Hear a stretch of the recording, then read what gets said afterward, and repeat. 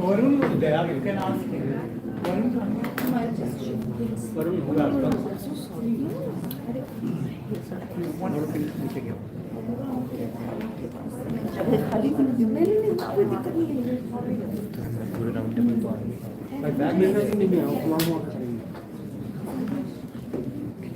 अच्छा सर काम करते हैं विदाउट माइक्रोफोन कर लेंगे ये तो बहुत सारा स्पीकर है ना बार बार सेंड करना पड़ेगा साउंड ठीक ठाक ही आएगा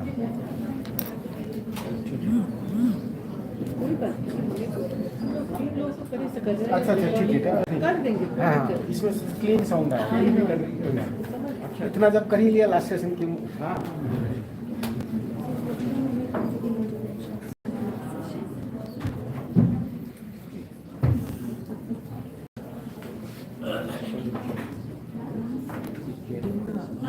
मैंने बोला था थोड़ा बाहर गया था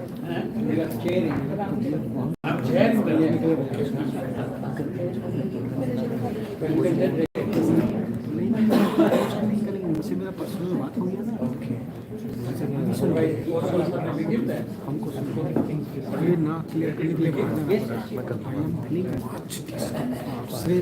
सिर्फ इवेंट के लिए नहीं रखा सोना चाहिए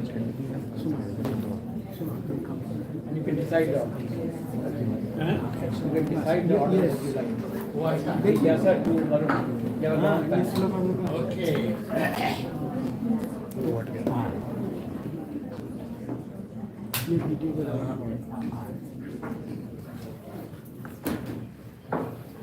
5:20 according to this clock. Okay. And how long can we continue? 30 is tea downstairs. 5:30. 6:30 is tea 6:30. downstairs. We have tea 6:30. 6:30. So We have almost an hour. okay. And we have 7 Achilles here. Oh, Achilles has left. Okay, so 6. That is not counting myself. ठीक Yeah. And such who are the right now? Yeah.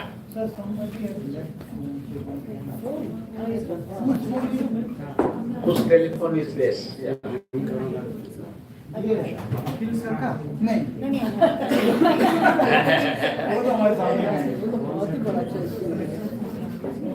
So he part of the self Okay, this yeah, was please. who was sitting there? Savita ma'am was there. उसे call करो ना नहीं यहाँ पर यहाँ पर this was kept here. Lock है oh this I think I saw somebody handling it गजाला का फोन है गजाला का गजाला का नंबर है नहीं हाँ मेरे पास है गजाला का फोन तो यहीं पे है सर सिर्फ फोन तो यहीं चेक तो कर ले चेक तो कर ले Gazala, is it yours? Okay, I think we should begin.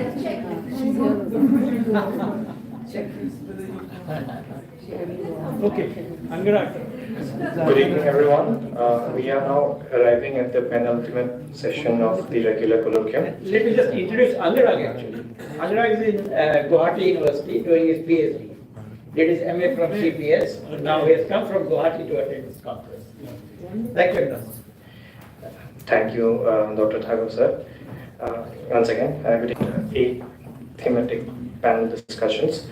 It's time for us now to revisit and reflect on what we've heard so far from many eminent personalities and this year's CTC. And that brings us to the roundtable discussion. On the roundtable, we have Professor Manoranjan Mohanty, Distinguished Professor, Council for Social Development, Adjunct Professor, Department of Political Science, University of Delhi. From Delhi University. Yes, of course. So Anurag, you can just introduce in one line, that's it. So that Oh, we save okay, time. sir. Okay, sir. Then we have Professor Savita Singh, Professor, School of Gender and Development Studies, Indira Gandhi National Open University. Dr. Manna Thakur, Associate Professor, Center for Political Studies, JNU. Professor Muthalika Banerjee, Professor, Department of Political Science, University of Delhi. Professor G.N. Trivedi, Professor, Department of Political Science, University of Delhi. Then we have Professor P. Sujata, Professor, Center for the Study of Social Systems, JNU. Then we have Dr. Ritu Tiwari, Assistant Professor, Shahid Bhagat Singh College, University of Delhi. We have Varun Bikmal, PhD student at CPS, JNU. Jigyasa Sabrawal, PhD student, CPS, JNU. Now, I respectfully request Dr. Thakur to carry the session forward. No, Professor Mohan Singh. Sorry, I respectfully request Professor Mohanty to carry the session forward. Thank you.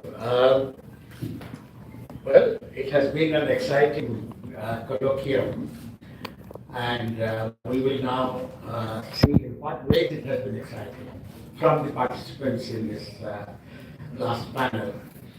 I think 3 to 5 minutes, 3 to 5 minutes each, and then if we have time, we can come back. I would request you to tell us 1 or 2 highlights that struck you as most important, and in what ways they contribute to the articulation and enrichment of creative theory. I think we can start from down. No, you said it can be. We can take Varun first, then Jigyasa. Acha, okay, that's great. Yeah. We want the PhD students first. Varun. Let me say Jigyasa first. Okay? All right. Thank you, sir. I understand. And then Varun. Yeah. Yeah. I understand, I think, in the spirit of what Professor Mohanty sir has been saying, I think I'm the 3rd generation of students that he's been referring to. And in that spirit, instead of saying anything definitely about things, because I'm still thinking about them, I would go ahead and pose difficult questions for my teachers, again, as Professor Mohanty had indicated that we should do. One of the things that that stood with me, and I've been thinking about them from the time that we joined day before yesterday, was when Professor Gopal Guru raised the question about creativity and its relationship with individuality and collective. And today he added another layer, probably he tried to answer that question by saying that you could be critical and creative at the same time.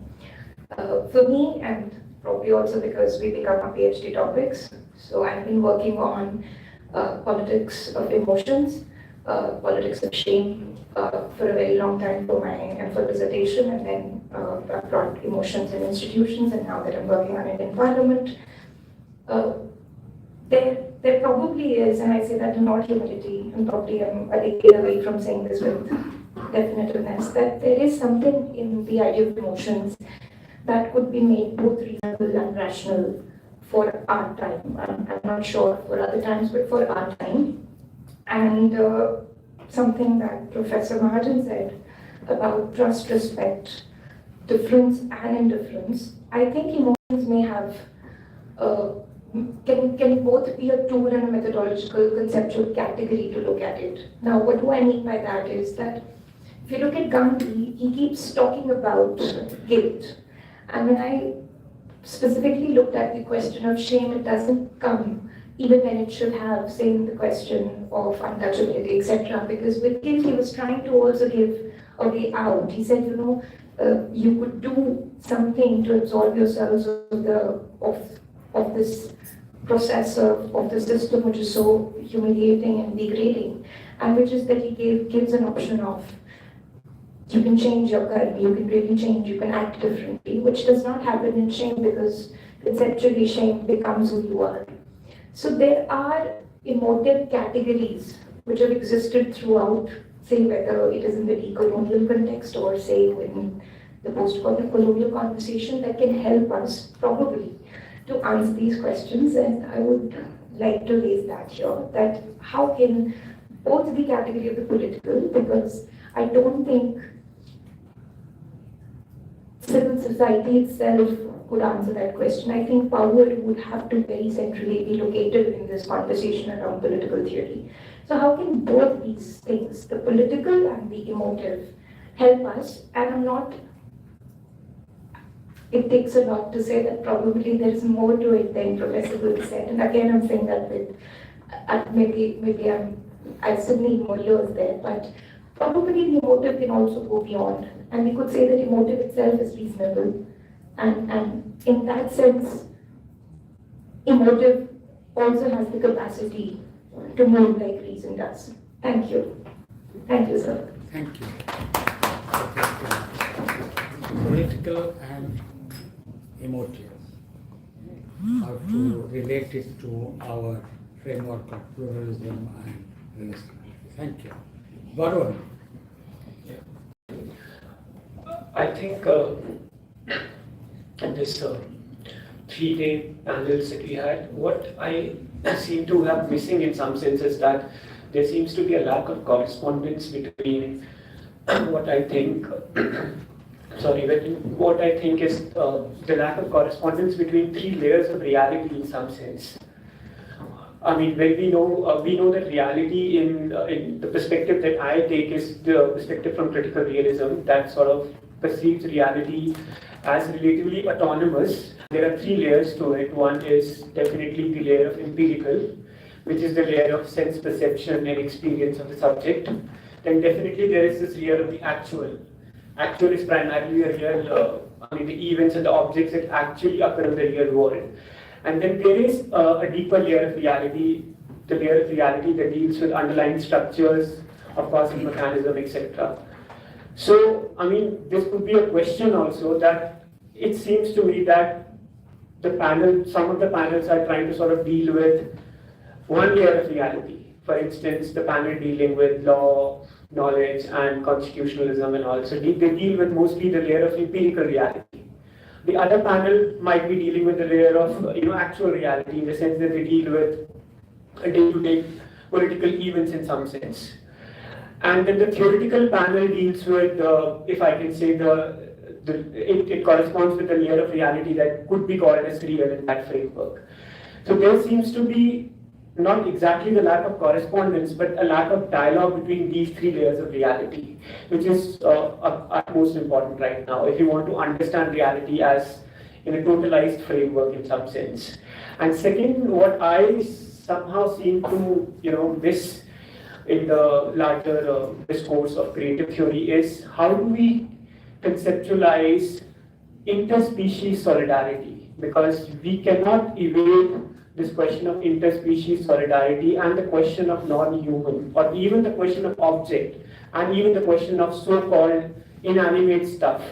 If we have to deal with the most terrifying crisis that we are right now facing, which is climate crisis. And climate crisis, we know, is not the crisis that exists in isolation. It exists with the crisis that the crisis of all sort of crises that human sort of can face. It's entangled in some sense. So we cannot evade the question of interspecies solidarity, and to counter in some way, to provide some kind of solution to interspecies solidarity or question of interspecies solidarity, we need to have a framework where we have a different conception of reality, which is we need to have an enchanted conception of reality in some sense. Can we completely come up with some sort of solidarity which is organic in nature in a disenchanted world? Can we really do that? And when I say enchanted, I don't mean, it does not necessarily have to be a religious enchantment of a sort. It has to be an enchantment where you have a sense of, again, the point that I raised yesterday, a sense of mystery towards everything, towards social relations, towards nature, towards other people, towards animals, towards objects. So in a way, in my understanding, there is a requirement of re-enchantment of a sort. It could be secular in nature, or it could be religious, it could be spiritual, and then there's lack of correspondence between the 3 different layers of reality. So that's it. Thank you. Thank you very much. The 3 layers of reality and then the interspaces of that. Very important. May I request Dr. Trivedi? Thank you, sir. After that, request.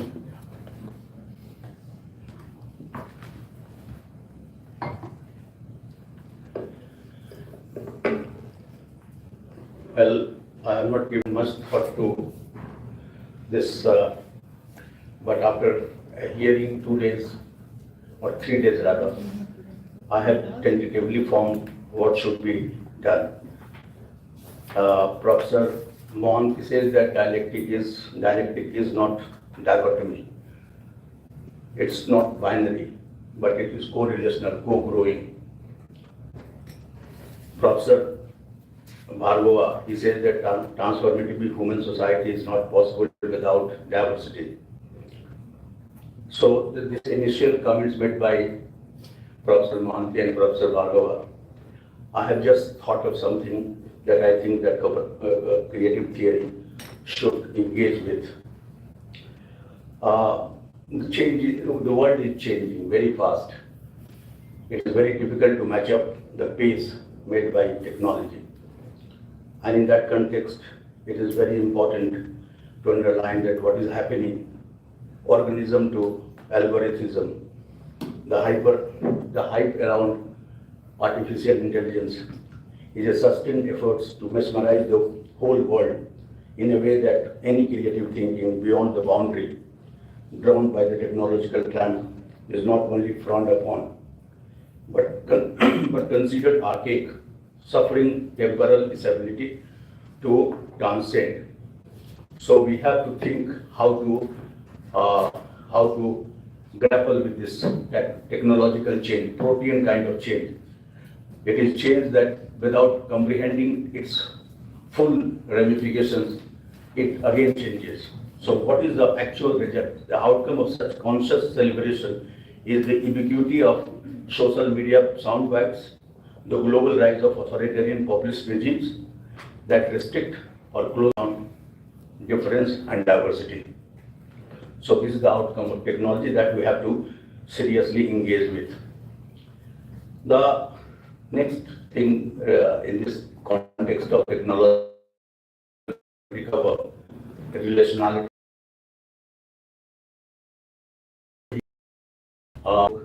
But I'm always ready. So I did not ask of historical prejudice or any sense of victimhood this question. And I think that historical amnesia will not answer. By forgetting history, by dissociating, and we want to recover from our losses, I think it is not possible. Historical amnesia is not the way out. How to recover? To me, the deeper sense of history helps to overcome the feeling of loss. It teaches how to tread upon the difficult terrain, the conception of an idea, and its subsequent movement after going through critical journey nurtures a hope for better future than what really exists. However, the surge of an idea creates, as the skeptics hint, a seduction in the mind of conceiver for self-glory, a sense of immortality, a will to power, as Goodbye said. This is also a danger. If you conceive some idea, then you nurture a sense of dominance, the dominance created by knowledge. So again, we are trapped. What is the way out? This second question, it strikes to me. And I think that to get rid of this sense of self-glory, the sense of dominance on the basis of conceiving an idea or knowledge. Here I think that creative theory work should engage with ethical dimensions. It is therefore utterly important to impose an ethical dimension upon the conceiver to save him from the grip of self-aggrandizement. Such a feeling inevitably emerges when the idea acquires an epoch dimension, inspiring millions to embrace it and sacrifice for the realization of the goals contained in the creative idea. So this is possible, but ethical dimension it will save, it will not allow to celebrate your self-glory, but you will just, I'll take 30 seconds. The ethical dimension always transcends the boundary. Just a minute. The ethical dimension always transcends the boundary of the self, though it first originates as a result of self-reflection. Yet, the self-reflection is not at all exclusive, absolutely confined to the self. On the contrary, it acquires the status of an idea, valuable and dependable, only when self-reflection is relational, portrays a wider and expanded picture of self and society. A socially sustainable idea is the result of an ethical attachment, a strong preference for collective well-being, realized through the idea. Thank you. Thank you very much. Self-reflection is the lesson. Thank you. Yes. And the ecology point was important. Then we go to Ritu, one of the organizers. Okay, and then Madhurika. And after that, Sujata.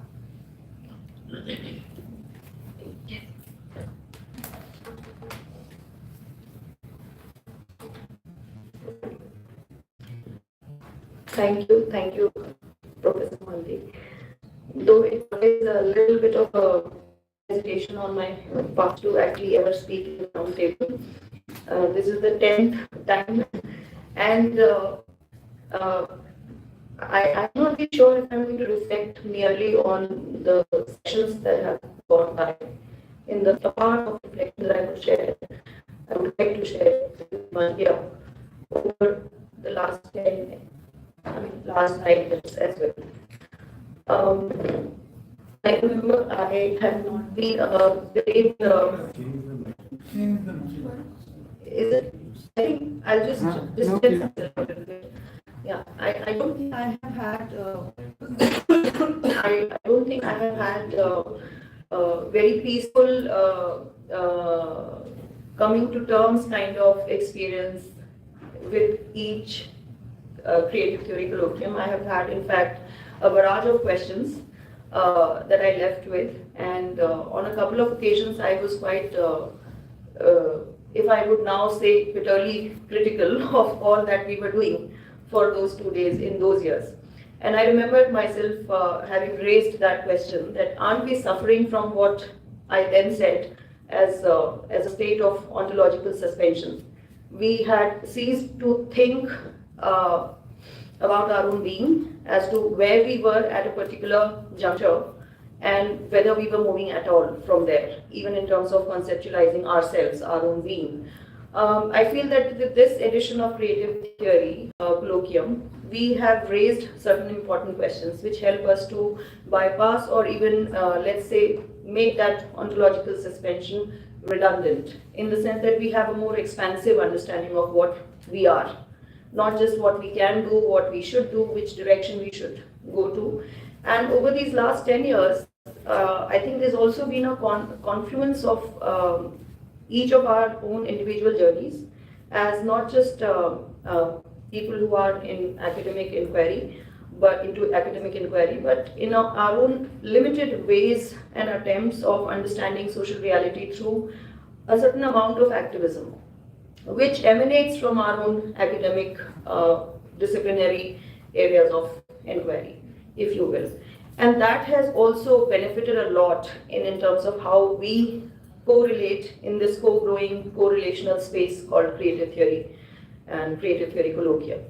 So when we were deliberating upon the concept notes for different sessions, I remember certain questions that were quite they were resonating with all the people who were in their own ways looking at different thematics, different positions of inquiry, different locations and contexts of inquiry, and those resonances made me aware of the fact that at least we have some common methodology. Now we have moved away from common concern to some common methodology.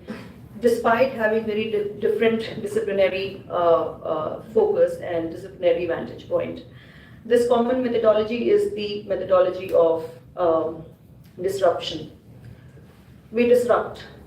What we are, I think we are very essentially disruptors in the existing mode of inquiries. We disrupt things in a way which help us move towards transformation, which help us correlate to transformation in a co-growing manner.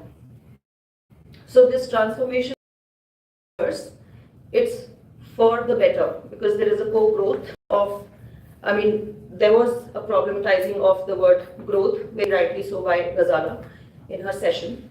Why do we stick to certain positive connotations? Why do we stick to certain positive languages? Is there a need to relook our language? And all methodology is also not just of disruption, but also of re-evolving and maybe sometimes constructing new languages. So we now share as a group of people doing creative theory. This time when we talked about relationality, again, as I said in the inaugural session, when we were just sort of giving a glimpse of what this creative theory colloquium is all about, I did say that relationality wasn't something that was because the flavor of the month or flavor of the year or flavor of these times that we wanted to capture. It was perhaps something which was emanating from our collective consciousness as to what we are and what we do and what we want to do. So, common language, common concern of de-essentializing our being was rather intriguing and interesting to me. Despite all kind of lacuna, walk away with this idea of expansion of myself into self and self, where there may be differences within my own self. Nobody is actually negating differences as constituent elements of this self and self. Within myself, I see a lot of differences.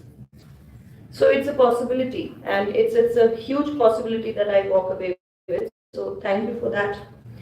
I also walk away with a certain understanding of how to see things in continuum. So we are disruptors, but we are also crusaders for continuum. Continuum of certain ideals, values that we perhaps want to construct together. We have our ideals in place. There is no, this criticism came in the last 9 years quite vociferously again. Who are we exactly in terms of where is our politics? So I don't think our politics is not defined or undefined or it's amorphous. It's not. It's very common politics.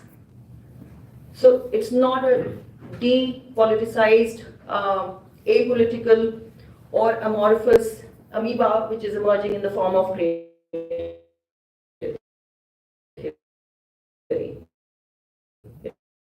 It's not that. There is no telling its politics. So I used a double negation which simply tells that there is a very overwhelming political which is emerging from amongst us. And I feel that relationality in this particular edition has given a huge possibility to evolve what we earlier understood as solidarity in some sessions, to rupture polarization that we see all around us, to rupture prejudices, to rupture, disrupt, if you will, inequalities, partisanships. And I think our journey continues. So I'll just stop here. Thank you so much. Thank you.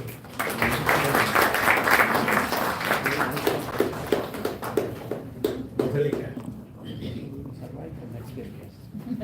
Now I feel you can survive for next 10 years.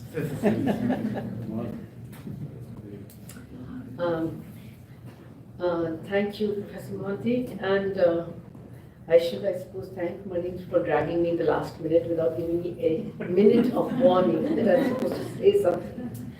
I'm so glad I took notes and was following what was going on. Otherwise, I would have been really lost. Yeah, I could see that.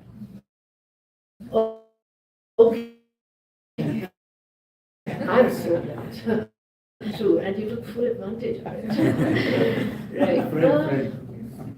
Friendships. Yeah. What to do? Yeah. I actually have not been very regular in all the colloquia, even though in spirit it's been something very close to me. And so this time I decided, following Marin's, thought put on the group, on the WhatsApp group, and I thought, yes, he has a point. You said this before the colloquium, yeah. And I thought, yes, absolutely. And I remember Radhisa always used to say that, Madhurika, if you go for a conference, try to go there for the entire time. Otherwise, you just swoop in, say your bit, and go away. Who the hell do you think you are? And whenever I do it, I remember it completely guiltily. It's not as if I don't do it, but this time I decided no, and it's been so enriching, and I'm so happy I made that decision. And I've learned so much in the last 2-3 days.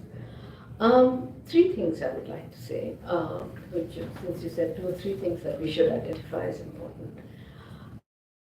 I begin with the last discussion. I think all of us, it struck me, and it's something that resonates very much with what I'm thinking about these days as well. This notion of the self, and Rajendra and I have been talking about it off and on. I think I want to understand the other. The primary necessity is to engage with our understanding of the self. And the problem is, and this is what Professor Mohanty was saying as well, that unless we are clear about, and this is something actually that we do not do, I think for at least one reason, that the so-called rational basis of social science that we all seem to be following actually does not have a very clear space for that. There's no incentive for that. It's only when your feet are on the ground in politics that you have to systematically engage with the sense of the self. And we were trained, definitely by Professor Mohanty and Professor Ranveer Singh, that even while you're in the academia, remember that your feet are on the ground in politics, and they jolly well must be.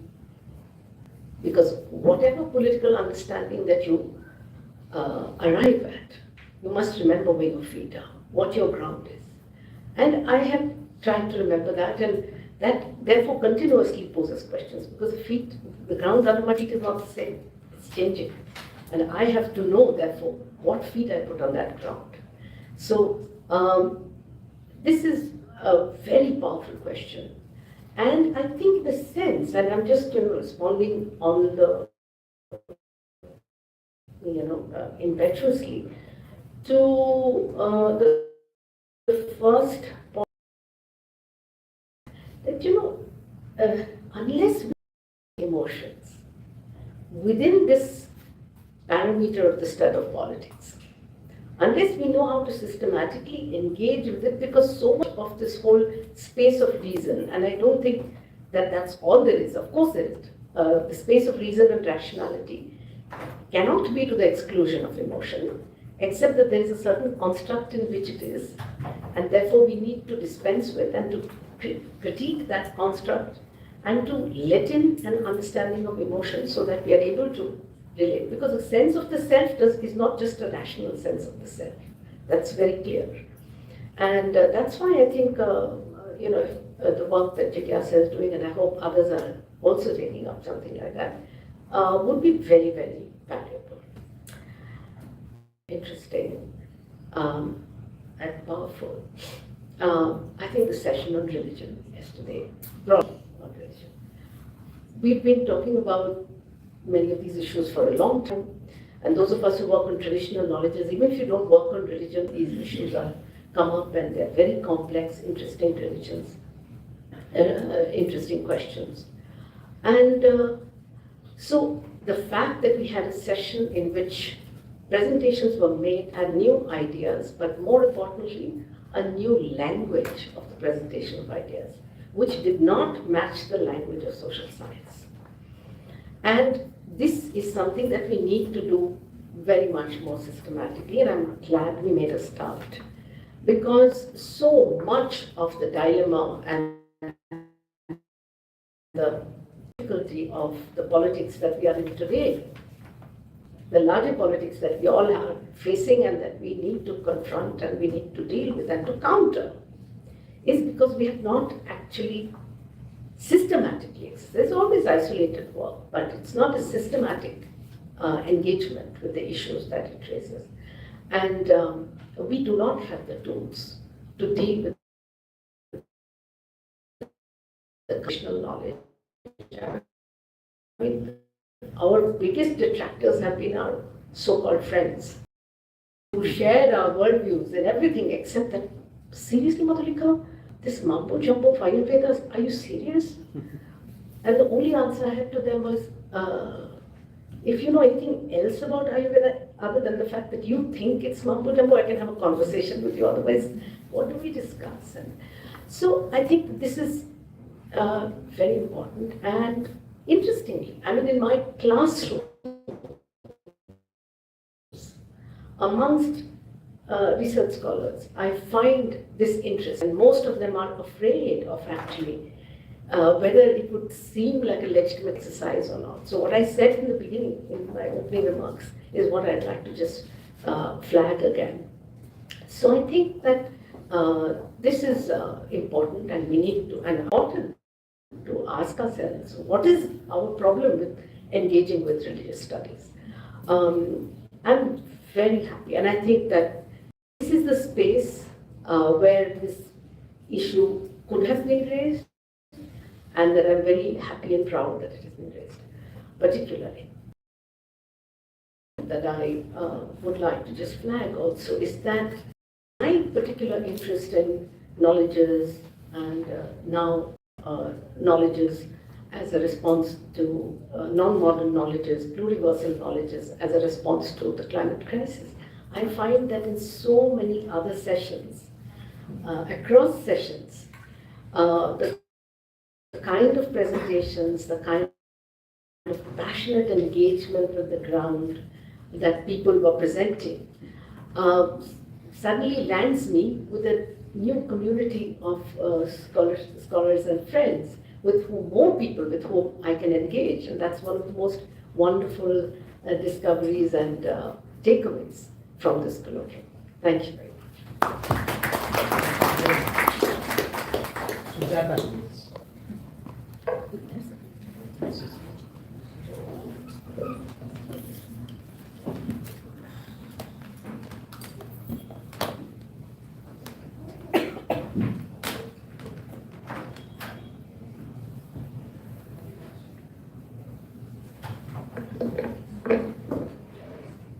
After this case. Thank you so much, Professor Mohanty. I should confess at the outset that I never observed what Madhulika just described, in that sitting through a conference on both days and for various reasons. But still, I feel some sense of affinity, which I always felt with the CTC. I thought I should initially characterize my situation like Bernard Cohen said, an anthropologist among a historian, sociologist among political scientists. But I don't at all for a moment feel that disciplinary difference. That's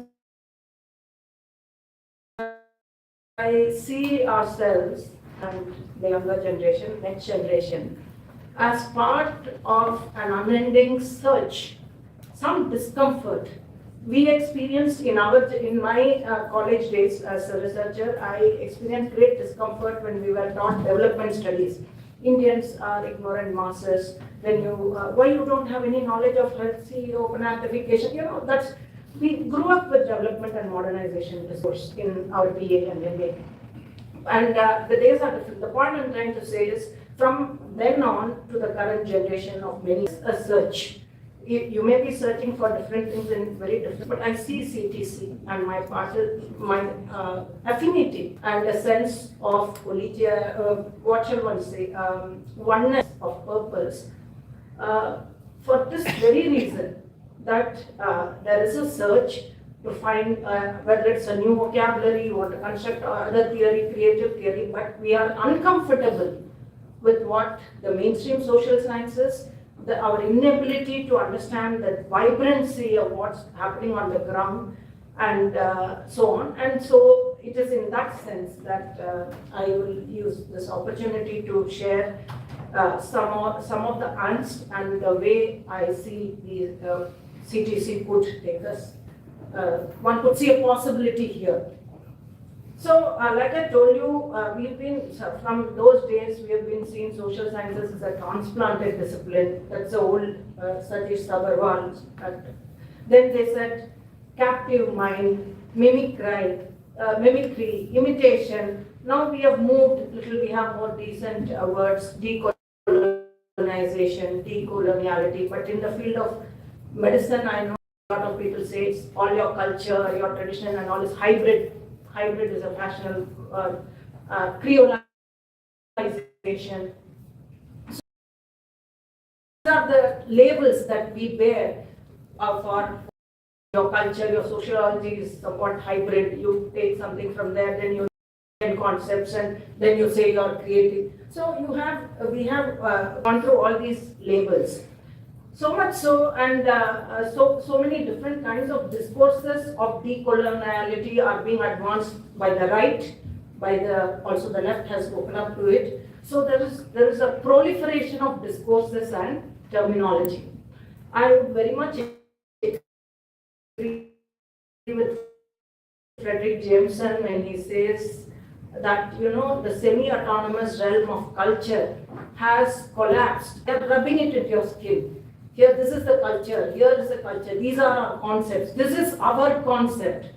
So it's being rubbed into us, so that I think post-truth society sometimes we lost. So in this scheme of multiple discourses, all of them using expert terminology. Now it's not a journalist today can say pluralism, relationality. I mean, they can appropriate or use these concepts. So what is it? How do you, you can use very profound concepts or terms to say the most banal or the most parochial things. So in this scheme of things, how do we see the CTC? And the theme for pluralism and relationality. I would think, living with the concept of pluralism in the context of medical pluralism, I think it's also it's a very basic concept. I mean, in the sense diversity, pluralism, unity, we have lived with it for 50 years. What is more important, I think, is the relationality, because that we have plural ways of thinking, doing things, all that is fine. We've been talking about it for a long time.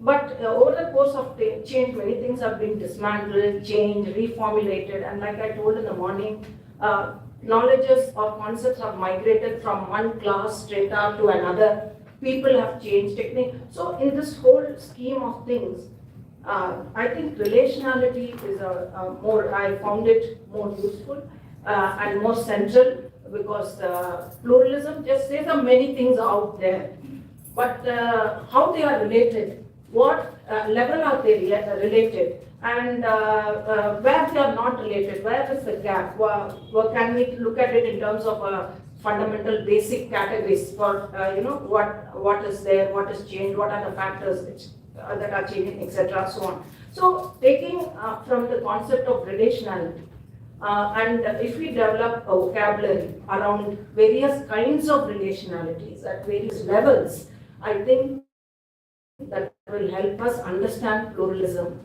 better. So, secondly, I would like to say, as someone looking into traditional knowledges, that there is no need even today to look at ancient texts or ancient stuff to understand how things work, how people think. It is in the here and now. It is in what we say. now and everywhere, even if I go and study a Siddha practitioner who is educated in a college, but is connecting to traditional medical texts, I can see that itself is a very interesting task, how someone who's totally disconnected from the tradition, who studied modern life sciences, is now trying to decipher some ancient texts whose religious and metaphysical foundations she or he has no idea. Now, if they can connect and they can make a difference in treatment, then why not?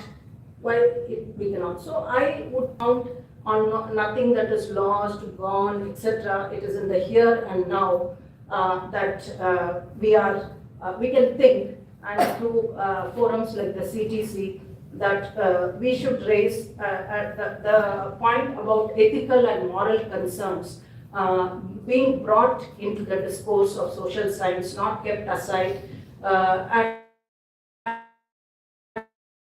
And like you have in cognition, volition, and emotion, or the Jnana, Bhakti, and Karma, they are parallel. They've always been parallel, and we have to continue that tradition in our own way. But lastly, I have two, I see as my task as a sociologist in the remaining years that one has, is to develop a new vocabulary.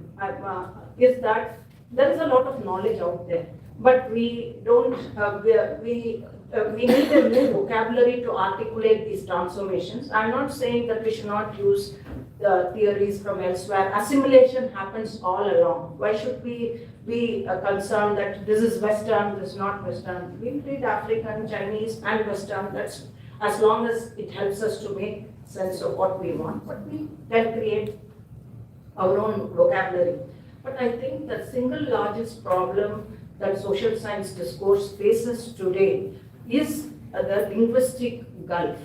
A large part of our discourse is disconnected. At an individual level, we are connected. I'm sure a lot of people here write in the regional language, they are part. But the university-based academic social science, and with all this API and all the new things that has come, and the productivity, whole machine of productivity, these kind of qualitative aspects of, reading, engaging in the regional language is not, there's a very big gulf between the thinking and writing in regional language and academic social science at the institutional level, my personal. So I would like to end by saying if this would be what CTC I would see as my mission with CTC. Thank you so much. Thank you very much. Yeah, Satish. Satish wants to speak. Satish? Good, please.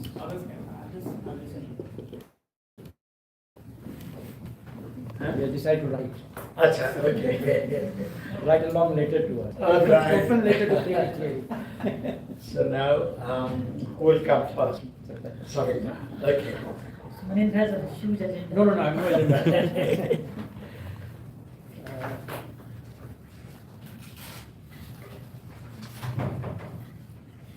We will also have time for others to come in. Yes. You just have to regulate us when we Yeah, I won't take long. We tend to take more time. Yeah, I think mine will take more time. We'll see. So, most of you still must be wondering what is creative theory. And Dhananjay has been challenging us for a very long time. And I assured him that very soon there will be something that I'll write. So, first of all, we are trying to do Indian political theory. Now, when I say we are doing Indian political theory, it does not mean that we are delinked from the Western political theory. We must understand our location, our language, our intentions, and our struggle. So first thing is this. Second thing, creative theory basically stands for a transformative theory. It's not just analytical theory. You must have seen a side remark by Guru by saying that, we have to go beyond analytical, attempts. So what does this mean? What this means, because, we've been working for last 10 years together. And a lifetime is not enough for doing meaningful political theory. A very favorite thinker of mine, Gadamer, he wrote his first book, Truth and Method, at the age of 60. It took that long. Also because he just wanted Heidegger to pass away, quite bitterly. Anyway, so this is kind of self-assurance that I'm giving myself.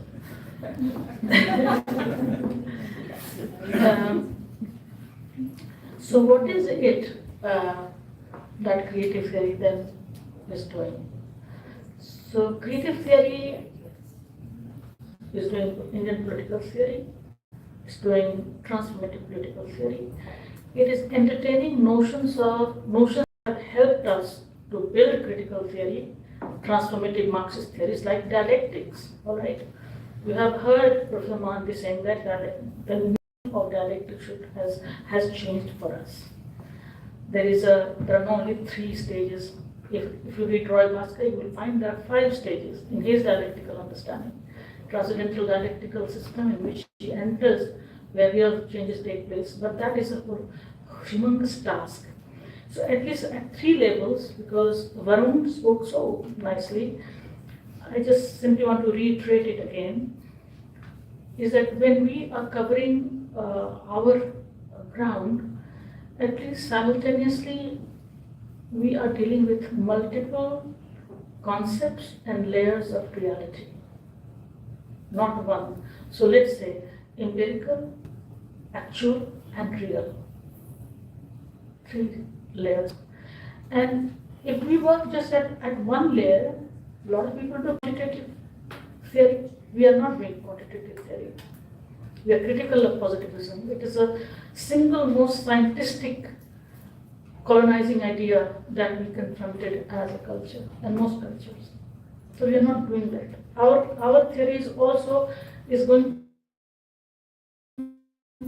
with a deep malaise of coloniality that we sort of face, and decoloniality is also an agenda of creative theory because it's transformative. So the 3 layers, they form the totality. And I think as creative theory persons, we are at the moment at the level of actual reality. Where there is empirical, of course, you see, for us empirical is the contemporary. So we are responding to a contemporary situation which is a deeply. If our theory does not address the problem of authoritarianism that has seeped into our political system and economic system and social system, then it will not be creative theory. So this is very important. That is why I like Nira's intervention. Right? We have been using Western concepts, and for that I don't blame and aware those concepts with a certain kind of awareness of not replicating them. We try to intervene by way of interpreting them, so there has been a hermeneutical moment built into our practice. But that is also not, that is also just one stage, an important one. So we do not debunk this. We simply go deeper. Now, going deeper means, political theory at one stage in the West. And that's when I got a bit disenchanted, because I knew that kind of political theory I didn't want to do. And it is one of the papers, I think the last few papers that Rawls wrote because of the tremendous. He was not succumbing earlier because he was going for a thicker theories. Now the pressure was to make the theory thin. I think in creative theory, we are not trying to drop metaphysics, no, in the Western sense or in Heideggerian sense. What I mean to say, we are not dropping our affiliation to our history, our language, our interpretations, things that make ourselves, that constitute ourselves. So this takes me to, as I was trying to intervene, Professor Mohanty's contribution, I think very much appreciated. It only needs to be worked out and articulated. And I would say that in creative theory, we should work with thicker notion of self, not the thin notion of self. Then we will be able to tap many, many things. We don't have to then again use this dichotomy between rationality and emotion. That is part of the evolution of historical evolution of Western political theory. For us, it has always challenged us. And we have taken the challenge in such a way by saying, let's theorize Indian self, let's theorize Indian society, let's say more about our practice, political theory, more than what Taylor called, for example, political theory is theorizing our society, our social practices. It is more than that. We are not only theorizing our social practices because our social practices could be patriarchal, could be authoritarian, could be full of various notions of untouchability, indifference, as Professor Guru was talking about. I understand voters, consumers of pathetic ideas of Hinduism and all that. Okay, so I think in creative theory we are aware and we want to. We are doing creative theory, as I said. 2 more points, just 2 minutes. Yeah. So the space within which we are now operating is what I would call awareness towards false universals and our theoretical allegiance to authentic differences, not the differences that were worked out within the liberal system in the West, which gave rise to multiculturalism, which was based on Hegelian concept of the politics of recognition. That is not what we will do. We will theorize our differences in terms of authenticity, which again is a deep take on how people differently exist and how many sects have existed in this country in the name of religion. How many practices? I quite agree with Professor Gopal Guru that let's have multiple starting points. That will also help us in theorizing our complex reality. So what we want to do, I want to do, so whatever I have said, a notion of solidarity which is not based on erasure of the difference or differences. This is what I think I want to do, I've been doing, and I think for the next few years, this is how I will theorize creative theory. So far, I think we have had great experience.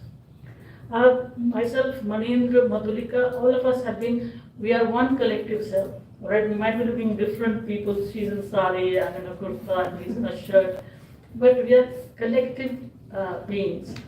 And we share each other's concern, we help each other out, we don't demand very much from each other. There's a kind of a public good towards which we are committed, and the public good in my view is very much in terms of practice defined by creative theory. Thank you so much.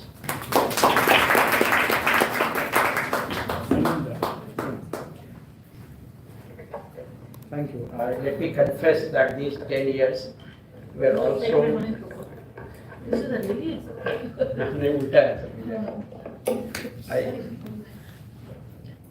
I treated this as a research project also to reflect upon the intellectuals from the third world. How do they become conscious of the things and what are they doing? So I have an opportunity of seeing many generations changing, accommodating, and you could see I was most happy when Rajiv Bhargava acknowledged something that we have been doing since long, or I am very happy when Gurpreet says, yes, we did not teach theory very well. We were doing history of theory, not political theory. We did not train our students in theorizing. I'm sorry she's not here, I'm saying this in her absence. But believe me, trust me that I'm saying very She said that she'll watch our videos. Because one day she acknowledged this when sitting at IIC. So I was very happy that day that we had something that we have been saying. Now people are acknowledging. You know, this creative theory when we started, a lot of comments came. I'm very happy by seeing that new generation is kind of engaging with us, critiquing us, challenging. And as we have challenged our professors, we never had very cordial relationship in terms of ideas. We always challenged, and challenges were very brutal sometimes, but I did not know the sophisticated language. So I came from a state where we speak very blunt language, so I spoke sometimes very bluntly, but they tolerated it. And so I think that's how we have learned, and I expect our students also to, we all expect our students to be critical like that. So that is one. Let me make 3-4 very quick points. One, if you go back to a very interesting video of 2014 Creative Theory by Gopal Guru, Doing Theory, very interesting video. And he raised certain points at that time, doing theory. And I think we need to really go back to that again and again. What does it mean to do theory today in India? As Sanita said, that we are not into that binary. We want to be creative, transformative. If we are not transformative, we are nothing. Then we are doing a job, naukri kar rahe hain. We are not doing theory.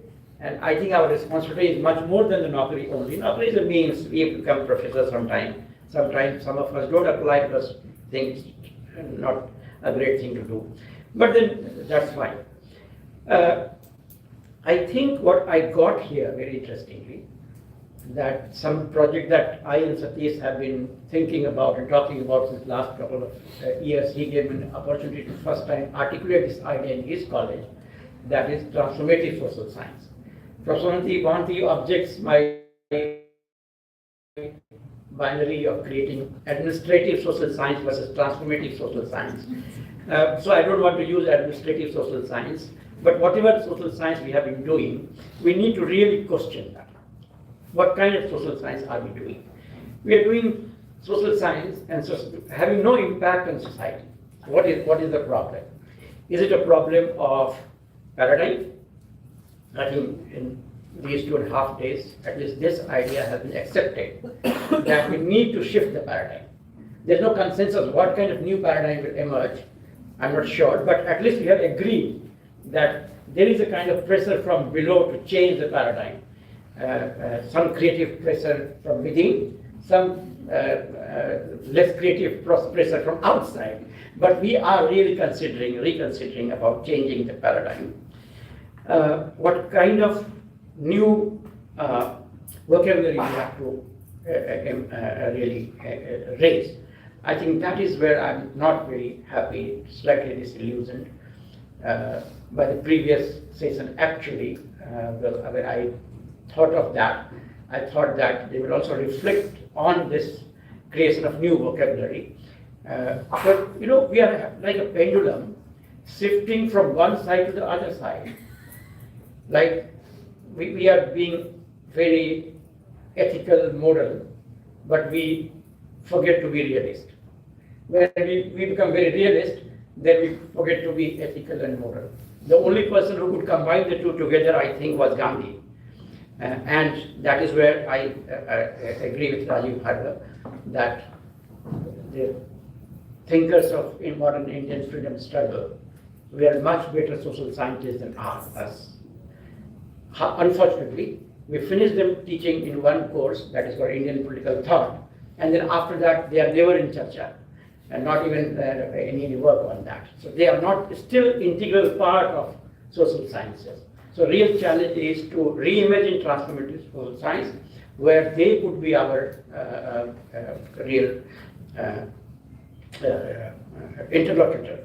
See, for instance, on religion, or I will come to that point later.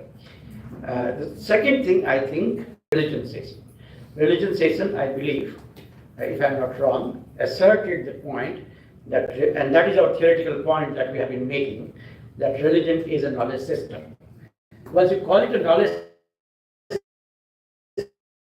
system, not a faith system, then you have autonomy to engage with that, critique that, appropriate from there, reject something, innovate, reform, improve upon. So that is, I think, very important. And this idea that religion is a knowledge system, I always say that three great thinkers in sociology, Marx, Durkheim, and Weber, on religion, were rooted in society where the single religion. mostly, mono-religious societies. Second, that they had no experience of being religious, or they had no experience with that. There are three kinds of societies, I always say. One, where religions are born, and where religions have migrated, and where religions are imported. So Russia was the society where religion was imported, Europe where religion transmigrated, and Asia where religions were born. So we have to have different kind of understanding of religion, and I think Gandhi, Ambedkar, and Tagore are first-rate theoreticians of religion. So we need to really engage with that, and from there you can raise the question of knowledge. The issue of decolonization. Initially we thought of, Satish and I were contemplating to have this colloquium on the decolonization debate. And the day Mehta, Pratap Bhanu Mehta wrote that article, they called me saying that, see, this is what we need to debate. What is this happening?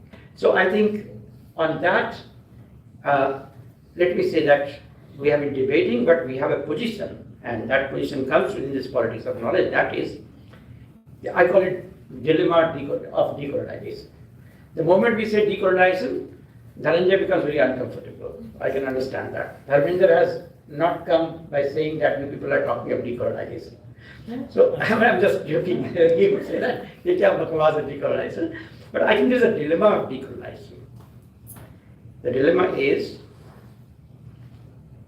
whether we treat the project of decolonization as a monolithic whole of somebody's property, or as Neelam said today, that decolonization itself is multi-layered. The tribal community is itself saying they're doubly decolonized. They need to be doubly decolonized. It has been decolonized by the Brahminical knowledge system and by the Western knowledge system, and maybe many more layers probably. Or Dr. Pillai talked about how her knowledge system was appropriate and what happened. So I think decolonization has to be rethought. Maybe better idea is Swaraj. I don't know. Pratap Bhanu's article on Ambika Das Sharma, since I read the book of Ambika Das Sharma, I think is not very fair. So we can debate about that. So we have to see this as a process, not as a political position. Something that we are struggling since long. And where do we stand in that position? I mean, Madhulika and I have been talking about this long, not much before the BJP has come to power. As Kaviraj wrote a letter to me saying that there is an anxiety, and BJP survives on that. They are not interested in resolving that problem, but they benefit out of that. So there is an issue there, very important issue, that whether right-wing politics is a consequence of that anxiety or a cause of that anxiety. Could be a consequence also. Then we really need to work with this, like epistemology of South is a very fashionable thing today. I think that immediately again puts us in the South. The North is very happy that we are building ourselves as South. I don't believe in South and North. I think we have to reclaim the universal, not even pluralism. The moment we say pluralism, that means we're theek hai, tu bhi theek ho, hum bhi theek hai. Not that. I would like any Anikantwadi would debate about it and then arrive on a universal. My universal will remain emergentist, constantly emerging. If Neelam comes and challenges me, I will say, well, let me debate and re-emerge from there. If somebody else says that, no, we have been colonized, let's debate again. So it's constantly emerging universal that we have to engage with. Third game, I think, which is a very important game, that Varun raised about the consciousness. I think our group really will have to engage on the question of consciousness. How is the political consciousness constituted today? I called Manoj Jha to ask once, what happened finally? बोला ऐसे भूत सवार हो गए थे लोगों पे. I said, possible है कि आप जीत नहीं सकते. बोला नहीं कुछ नहीं. भूत लग गया था लोगों को. What is this भूत? He said, we have no idea how does the consciousness work, how it is being manipulated. So how I call it politics of imagination. So there is a politics of imagination. For that we have to really engage with all possible knowledge systems working on consciousness. our own consciousness also, that how do we become conscious? What is the process of that? Where are we trapped? Can we come out from that or not? The last point is questioning the boundaries. And I'm really so happy by the on the boundaries, and I how to get into it. And I said, no, there is something that you have to connect with. First time I really found that we are connecting things together. And this was a very big gap in our discourse, which I think this group has really filled up. And in that, I just want to think, one can see this as a possibility. And I read a paper long back in seminar that we organized, that is there Indian political, is there Indian philosophy? And I think there is nothing called Indian philosophy. There is only something called Asian philosophy. The cultural boundary is very porous. Varun will tell you that how Punjab, this side and that side, have so much porous cultural boundaries. Or I can talk about Nepal and Mithila, how the boundary is very porous. Or Akhlaq would tell you that how Afghanistan and India, Rumi was Indian, or the national boundary versus cultural boundary. This we need to really theorize. And that the formulation that you made, people, what did you say? People's knowledge and security. That, I think, long back we designed a project, and we have to reclaim that project, people's knowledge and people's security. So these are the three broad things that I think I could get out of this. Thank you. Questions on the floor. Start with. Yeah. So this is I'll just go and come. question. This is I will just go and come. okay. No, you carry on. Okay. This is not question. This is clarification. I'm just suggesting that when we reduce religion to knowledge system, this knowledge system is not beyond scrutiny and critical engagement. And as soon as one does the scrutiny and critical engagement of religion per se, the label is that. So then it is not reducing, it is expanding. It should be also open system, it should not be also closed system. That anything which is called knowledge system in the name of religion has to be defined and defended in social sciences. Otherwise, there won't be difference between theology and social sciences in that sense. This is one. Second point which I would like to make, that Mehta is raising very serious concern. Whether we agree or disagree. Somebody is raising that. This is point. And I think let's call it de-imperialism and de-Brahminization. Why we are so fond of decoloniality. Let's call de-imperialism and de-Brahminization of knowledge system if we are actually trying to develop that theoretical framework. This is my submission. I may be wrong.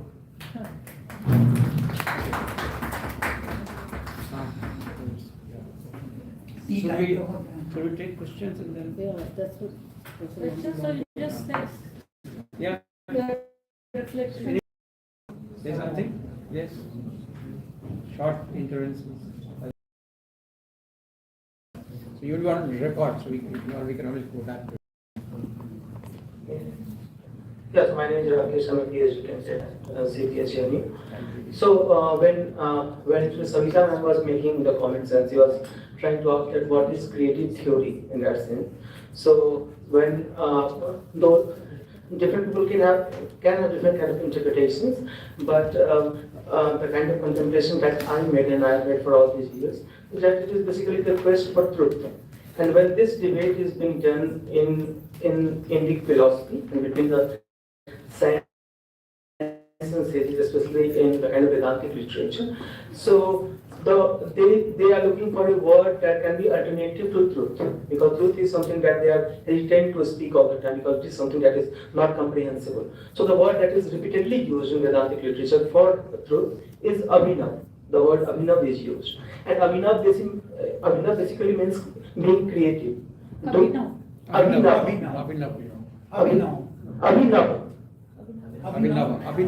Yeah, abhinav. it also means. New, Something new and something innovative, something creative. But the point that I wanted to say, that creative theory is something that is going, the quest for looking for knowledge and finding truth is going on. But the kind of methodology that they are adopting or that they are suggesting is not only through intellectual ideation and intellectual related discussions that we do, but the knowledge that also comes through meditative practices, and that involves the language, of course, very brilliant brainstorming that we do, but the language of silence, the language of mom, or the language of anubhuti that we get, and through those experiences and anubhuti. Because there is one thing that I have recently seen, that things that are very normal, we have to persuade and prove it. Like we are trying to prove that we should be relational and we should be plural. So through those kind of methodologies and those kind of language that should we adopt, then we will able to face a cognitive lack that we are seeing in social sciences. This was an observation. Thank you. Small observation and some addition, if I'm wrong, you can. Actually, Sweta, when you have described creative theory as it is Indian theory, it is transformative, and I just wanted to add, it is people-centric. The word praxis that, and throughout the 3 days, what I had witnessed, so I could not have grasped much, but I need to go deep and relook the videos because there are many things which were unsaid but had a meaning. So throughout these all 3 days, one thing was that whether it was the discussion on Bharatanatyam, that was a very new for me to understand, okay, this is also a picture. Whether it was on the borders and the meaning of border, which were taking just as a status quoist understanding of the border, but in the morning session, Disha ma'am has described it in the way. So that raises a question of people that goes deep into their hearts and the meaning that has been ascribed from the upper academia that, okay, this is the meaning of something, this is the meaning of feeling, this is the definition of religion for you. But now what the creative theory is, what I understand is looking to, let's take theory from below. And this is beyond the subaltern. This is not just, this is also creative theories. I think we had a discussion, there was a liberal theory, then there was a Marxist theory, then there comes a Gandhian theory, then there is subaltern, and now I think the next is the creative theory, which takes the debate further. Thanks. There are questions. You want to, so the instruction is that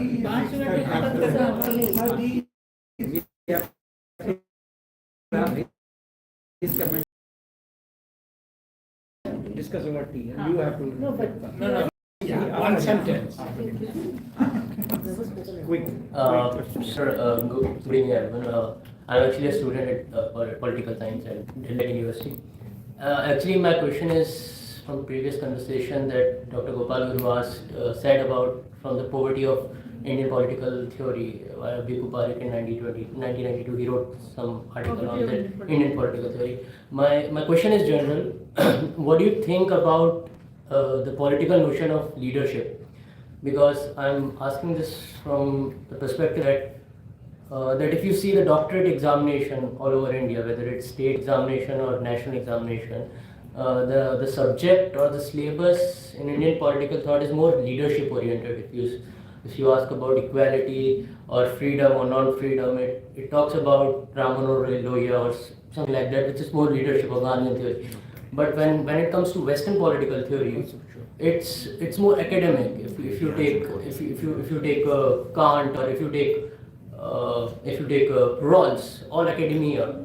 So my notion is, what are the thoughts on notion of leadership in political theory? As Gopal Guru mentioned that it's more tautological in a way. So just that. I don't think we are. Sir, you have what 3 minutes? Yeah. You have to find your own. I mean, there have been contestations and we have very interesting debates, but people's history has to be at the core of knowledge, and world people's history, where West and world people's history, where West is also a part. We take Western history, Western ideas, but it should be at par with the rest of the world. So the constitution changed. Now it has to invest the history of the whole world and surely of the colonized regions of the world which did not figure in the articulation of ideas. So that's number one. Now please remember, critique of domination, oppression, not only individual trends are correct, but big systems. Colonialism was a system of oppression, okay? Feudalism, casteism, patriarchy, these are systems of oppression, okay? And also anthropocentrism is a system of division and oppressive division of the world, destroying nature, okay? So we are critiquing and finding from people's history possibilities. Critique and create possibilities. So, comprehend reality, critique the oppression, anything that you think or civilization has enabled you to think undesirable. We have to critique. Explain that undesirability historically and so on. And then create possibilities.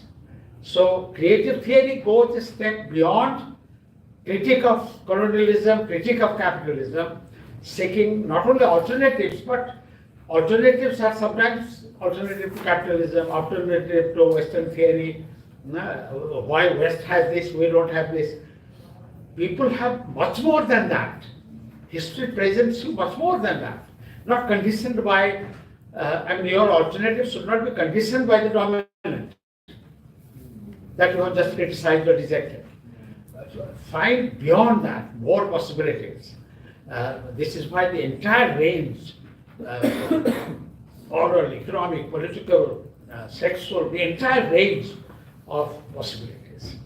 So creative theory brings to us possibilities based on people's history from all over the world. But people, not the anthropocentric notion of people, life history, history of life on earth. That is the experience that we have to take with us. Thank you all very much.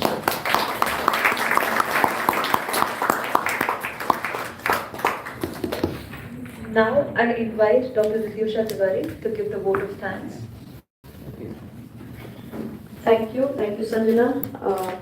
Thank you, Professor Mohanty, for chairing a very, very important roundtable for not just this edition, but for all the editions combined together of that of Creative Theory Colloquium.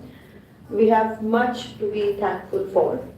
This is actually the most pleasant task to be able to thank everyone. I think a life ruptured by pandemic, the ensuing anxieties, and the anxiety of whether we'll be able to make it, and then coming full circle in the form of this Creative Theory Colloquium has been extremely gratifying, and I can speak about my own personal experience as well as I think our collective experience of finding solidarity once again. Finding a room full of people. I don't think there's been a duality of audience and presenters. We all have been participants in our deliberations. So thank you everyone who has been present for all the sessions, all the times. It was overwhelming. It just defied at least my belief. We never thought we'll have more than 50 people. And here we are over a course of 2.5 days. A house full with people sitting